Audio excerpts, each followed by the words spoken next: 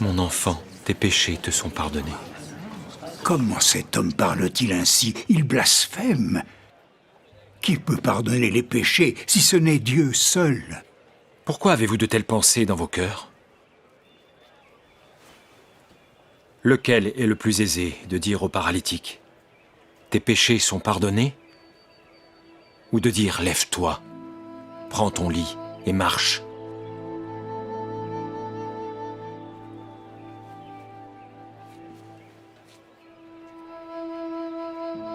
Or, afin que vous sachiez que le Fils de l'homme a sur la terre le pouvoir de pardonner les péchés.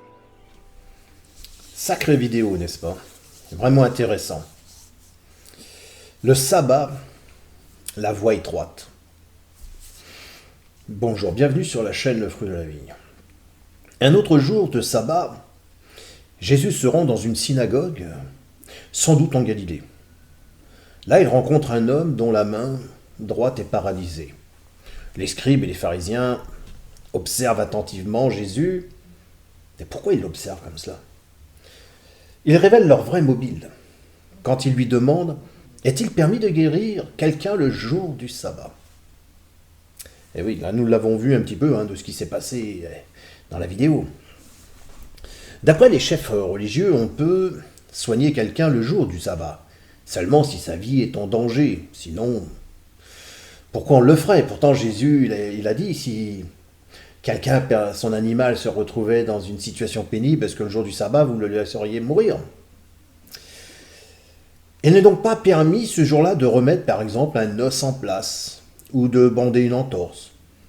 Ce n'est manifestement pas le souci pour cet homme que les scribes et les pharisiens s'interrogent sur la situation avec Jésus.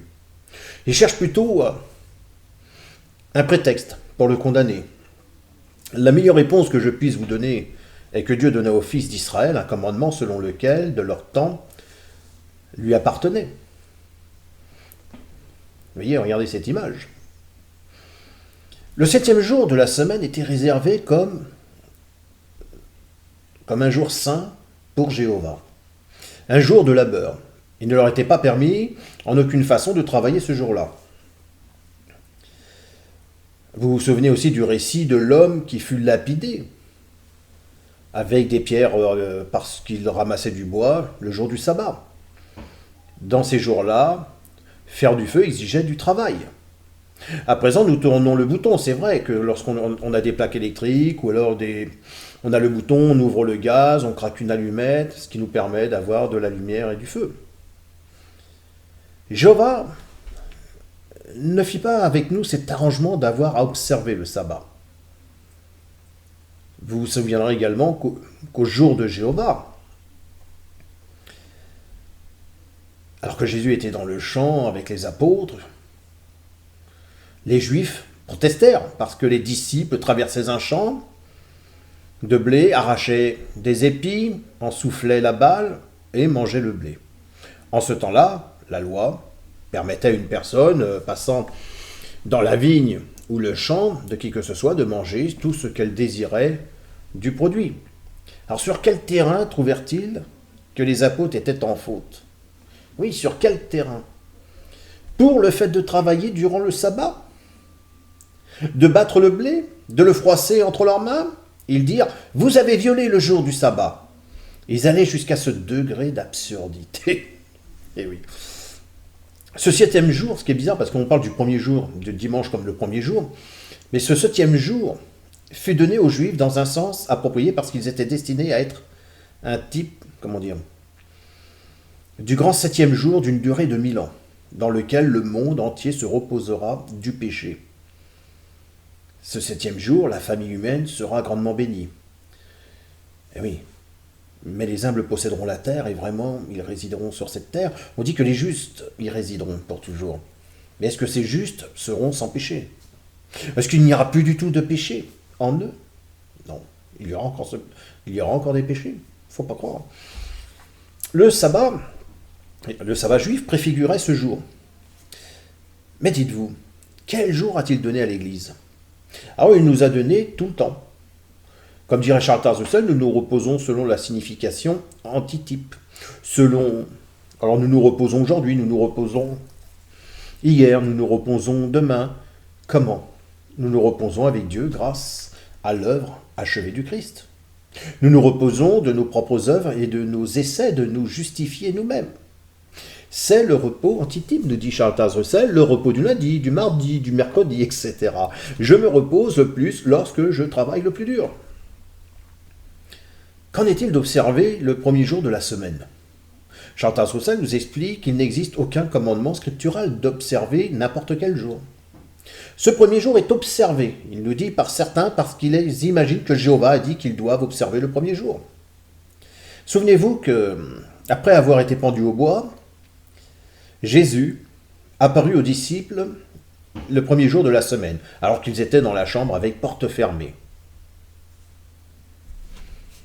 Aussi, ils prirent l'habitude de se réunir chaque premier jour de la semaine, comme le premier jour de la semaine où ils apparurent, si vous vous rappelez, sur le chemin d'Emmaüs, où il y avait 2 personnes et Jésus se mit à leur parler. Pourquoi le 7e jour? Le chiffre 7 représente l'avènement durant cet âge millénaire. Il est approprié que nous fêtons le nouveau commencement de nouvelles choses. Puis je vis un nouveau ciel et une nouvelle terre, nous dit Jean. Car le premier ciel et la nouvelle terre avaient disparu, la mer n'étant plus. Alors effectivement, on pourrait se poser la question, si je devais revivre ou continuer de vivre sur cette terre, mais si la mer est plus, s'il n'y a plus d'eau, comment je peux vivre avec mon corps sans qu'il y ait d'eau? Puisque mon corps est fait en partie d'eau. Ça serait une autre vidéo. Je ne serais pas étonné, nous dit Charles Taze Russell, si durant l'âge millénaire, certains jours seraient mis à part pour que le monde les observe. Et ne serait pas une grande surprise pour moi s'ils obéissaient le 7e jour. Il nous suggère le premier comme étant spécialement approprié. On comprend bien qu'un jour pour Jéhovah peut être égal à 1000 ans. Les 1000 ans du millénarisme. Actuellement, nous vivons tous en suivant une large voie et spacieuse. Rappelez-vous ce qui nous est écrit dans l'évangile de Matthieu, chapitre 7, à partir du verset 13.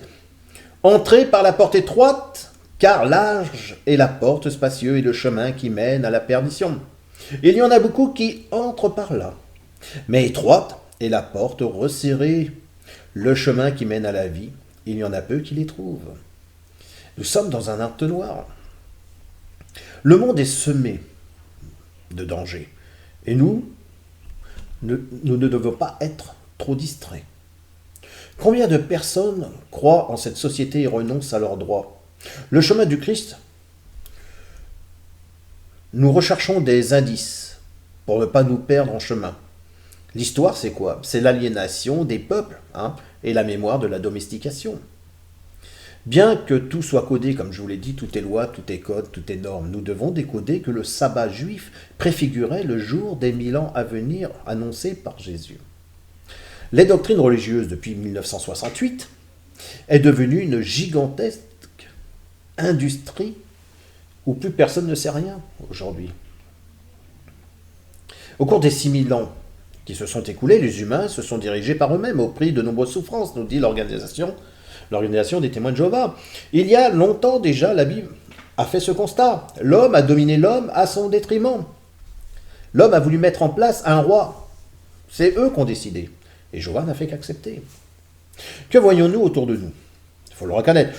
Non seulement nous voyons des guerres, nous voyons des soulèvements, mais aussi la pauvreté, la maladie, la destruction de l'environnement, des bouleversements climatiques, etc.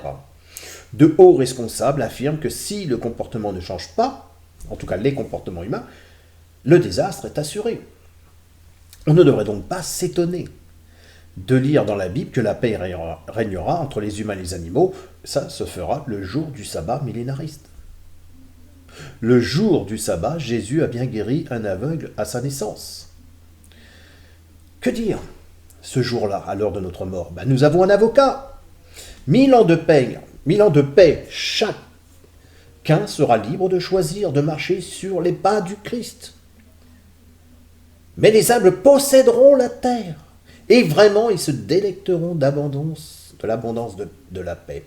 Les justes posséderont la terre, et sur elle ils résideront pour toujours. Mais les justes auront encore à travailler sur leur personne, ils seront encore dans le péché, mais pas dans la désobéissance, à proprement dit, celle que nous vivons actuellement.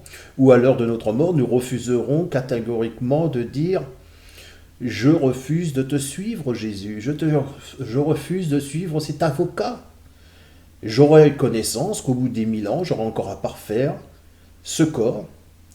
Hein, et bien que je serai aidé par l'environnement dans lequel je serai, puisque ça sera le monde nouveau, il me faudra, malgré tout, encore à travailler sur moi, des années et des années, pour me parfaire. Voilà, moi je vous dis à bientôt pour une prochaine vidéo. Au revoir.